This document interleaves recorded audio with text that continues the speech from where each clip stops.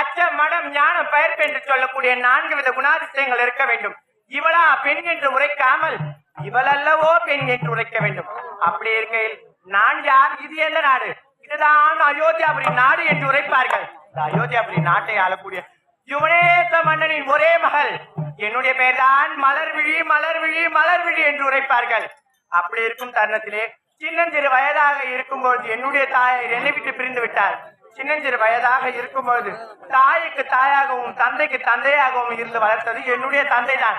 என்னுடைய தந்தையின் வளர்ப்பில் தான் இத்தனை ஆண்டு காலமாக நான் வாழ்ந்து கொண்டு வளர்கின்றேன் என்று என்னுடைய தந்தையை காண வேண்டும்.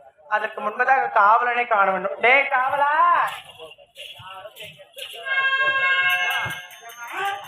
டே